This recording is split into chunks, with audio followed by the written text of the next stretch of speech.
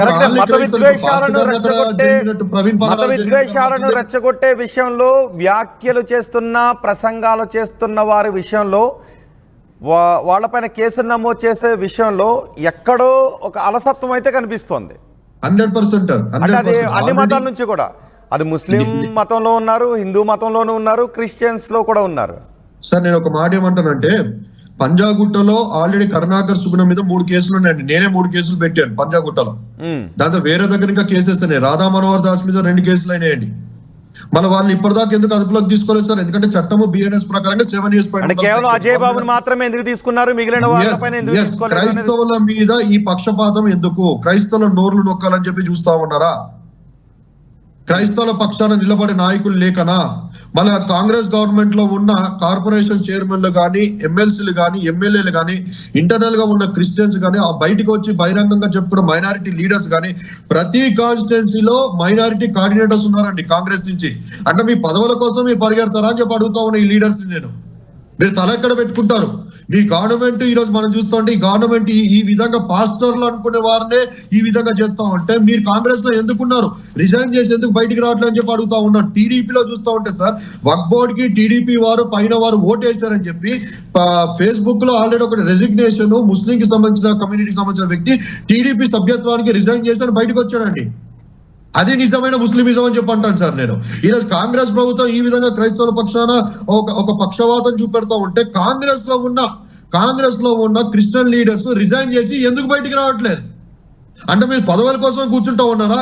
ఇది క్రైస్తవ సమాజము, ప్రతి చర్చిలో ఉన్న ప్రతి క్రైస్తవుడు పాస్టర్లు గమనించాలి. మీ నియోజకవర్గంలో నేను లీడర్ అని చెప్పి కాలర్ ఎగరేస్తున్న ఎవరైతే కాంగ్రెస్ లీడర్లు ఉన్నారో, ప్రతి పాస్టర్, ప్రతి క్రిస్టియన్ వారిని ప్రశ్నించండి. ఈ విషయంలో రఘుముద్రి పీటర్ అనే వ్యక్తి, జాన్ మాస్క్ అనే వ్యక్తి, లేకుంటే అజయ్ బాబు అనే వ్యక్తి, ఇంకో వ్యక్తి మాట్లాడుతూ ఉన్నారే. మేము కాంగ్రెస్ కి సంబంధించిన వ్యక్తులం కాదండి. మేము పోరాటం చేస్తూ ఉంటే మా నోర్లు నొక్కాలని చెప్పి ప్రయత్నాలు చేస్తుంటాం. మన కాంగ్రెస్ లీడర్లు ఏం చేస్తూ ఉన్నారని చెప్పి అడుగుతా ఉన్నాను నేను. అమ్ముడు పోయారా? పదవుల కోసం ఉన్నారా? రైట్, ఫైనల్ గా మీరు అజయ్ బాబు విషయంలో ఏం చేయబోతున్నారు? అజయ్ బాబు విషయంలో మీ పోరాటం ఏ విధంగా ఉండబోతుంది? ఒకవేళ మీరు చెప్తున్నట్టుగా మీరు కంప్లైంట్ చేసిన వ్యక్తులపై చర్యలు తీసుకోకపోతే మీ పోరాటం ఏ విధంగా ఉండబోతుంది?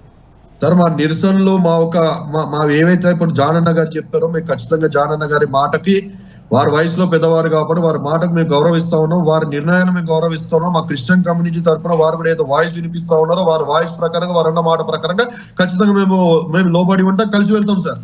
రైట్, ఫైనల్ గా జాన్ గారు, మీ కుటుంబ సభ్యుల దగ్గరికి వెళ్ళి మాట్లాడారా? మీరు ఎందుకు, మీ క్రైస్తవ సమాజం అంతా మేము ఇలా పోరాటం చేస్తూ ఉంటే మీరు ఇలా మాట్లాడడం ద్వారా కొన్ని వేరే రకమైనటువంటి మాటలు వినిపిస్తూ ఉన్నాయి, పోరాటం డైల్యూట్ అయిపోతున్నట్టుగా కనిపిస్తోంది అని మీరేమన్నా మాట్లాడారా కుటుంబ సభ్యుల దగ్గరికి వెళ్ళి? సార్, కుటుంబ సభ్యులందరూ దుఃఖ స్రోధంలో ఉన్నారు సార్. వాళ్ళంతా అప్సెట్లో ఉన్నారు.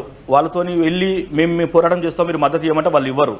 వాళ్ళ భర్త విషయంలో, గవర్నమెంట్ పైన, పోలీసు వారి విషయంలో వాళ్ళకి నమ్మకం ఉందని వాళ్ళు చెప్పారు. వాళ్ళని మేము డిస్టర్బ్ చేయదలుచుకోలేదు. కానీ కమ్యూనిటీ పరంగా మేము పోరాటం చేయాలనుకుంటున్నాము. మా కమ్యూనిటీ లీడర్ జరుగుతున్న అన్యాయం, మా కమ్యూనిటీకి జరుగుతున్న అన్యాయం కోసం ఇక్కడ ఇప్పుడు మాకు ఈ 2-3 రోజులలో ఒకవేళ వాళ్ళు పోస్ట్ మార్టం రిపోర్ట్ బయట పెట్టి మాకు తగిన న్యాయం చేసి మా ఈ అనుమానాలను తీసేయకపోతే మా కార్యాచరణ మేము ప్రకటిస్తాం. అప్పుడు TDP party, Congress party, BJP party అని కాదు, పార్టీలతో మాకు సంబంధం లేదు. వ్యక్తిగతంగా విచారణలోనూ ఆ వచ్చిన రిపోర్ట్ పై కుటుంబ సభ్యులు సంతృప్తి చెందితే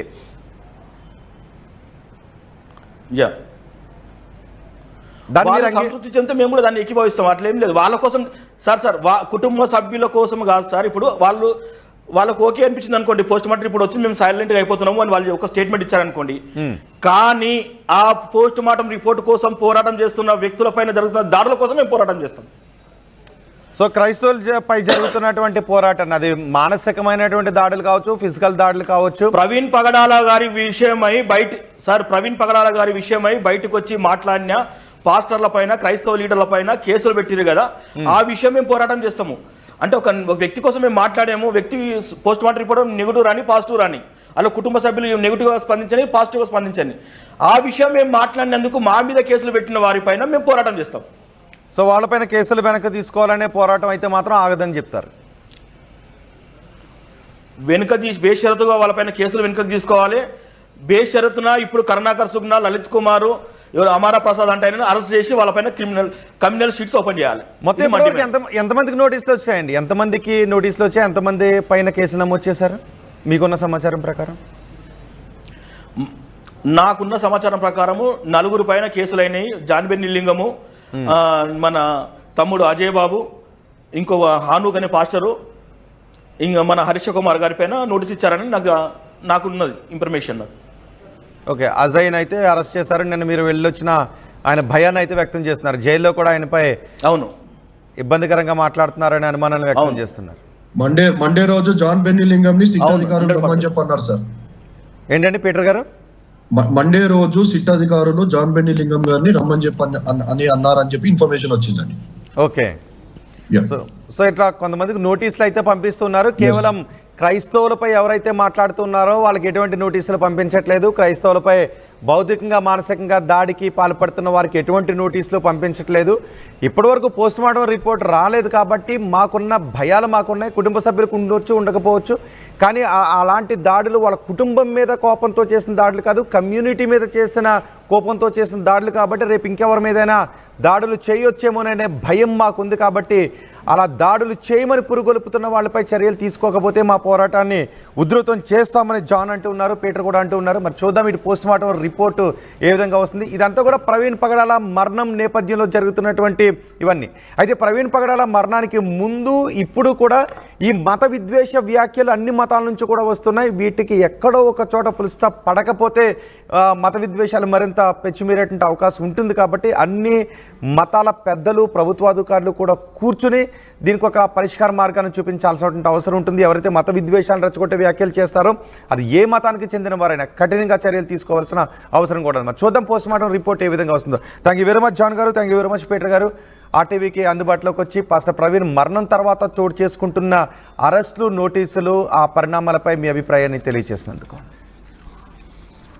దాదాపు ప్రతి పాస్టర్ గారు, ప్రతి సంఘం ఈ వీడియోని చూస్తారు కాబట్టి పోస్ట్ మార్టం రిపోర్ట్ వచ్చాక నేను కూడా అందరిలాగా వచ్చిన ఒక్కడిని మాత్రమే, నేను వీళ్ళకి నాయకుడిని కాదు. ఇక్కడ చాలామంది పెద్ద నాయకులు ఉన్నారు. ఆ పెద్ద నాయకులందరూ కూడా తీసుకునే నిర్ణయాన్ని బట్టి ఏం చేయాలి అనేది పాస్టర్లకి ఇక్కడ ఉన్నటువంటి స్థానిక నాయకులు విజయప్రసాద్ రెడ్డి గారు కావచ్చు, వికేఆర్ గారు కావచ్చు, జేమ్స్ గారు కావచ్చు, సంతోష్ రెడ్డి గారు కావచ్చు, జాన్ బెన్నీ లింగం గారు కావచ్చు, ఇంకా చాలామంది పెద్ద నాయకులు ఆంధ్రాలో క్రైస్తవుల్ని కంటికి రెప్పలా కాపాడుతున్న వారు ఉన్నారు. వారి నిర్ణయాన్ని బట్టి వారితో నడవడానికి నేను, మా CMDF టీం కూడా సిద్ధంగా ఉంటామని తెలియజేస్తా ఉన్నా. ఆయన ఇప్పుడు బయలుదేరారని మీకు ప్రచారంగా తెలిసింది. అతను ప్రముఖ వ్యక్తి. ఆయనకి ఒంటరిగా బయలుదేరడానికి కారణాలు ఏంటి? ఎందుకు, ఏ సమయంలో, ఎక్కడ బయలుదేరని మీకు వచ్చిన సమాచారం? సార్, ఆయన విజయవాడ నుంచి రాజమండ్రికి వచ్చారు బుల్లెట్ మీద. వస్తున్నటువంటి దారిలోనే ఆ టోల్ గేట్కి ముందే ఆయన బండికి సంబంధించిన హెడ్ లైట్ని ఎవరో పగలగొట్టారు. ఎవరు పగలగొట్టారో విషయం బయటికి రావాలి. అప్పటికే ఆయన తూలుతూ వస్తున్నట్లుగా చాలా స్పష్టంగా ఆ సీసీ ఫుటేజ్లో కనపడుతుంది. అసలు అంతకు ముందు ఏం జరిగిందో సీసీటీవీ ఫుటేజ్ ఎందుకు చూపించట్లేదు నేను అడుగుతా ఉన్నా. ఇక్కడ సీసీటీవీ ఫుటేజ్ చూపెడుతున్నారు, దానికంటే ముందు సీసీటీవీ ఫుటేజ్ను కూడా బయటికి తీయండి దయచేసి. ఏ పక్షపాతం లేదు కదా, మీరేమీ దాచాలి అనుకోవట్లేదు కదా, మీరెవరి ఒత్తిడికి లోనవ్వట్లేదు కదా. ఓపెన్గా మీ బిడ్డ చనిపోయాడు అనుకోండి, పోలీసు అన్నలకి చేతులెత్తి దండం పెడతా ఉన్నా.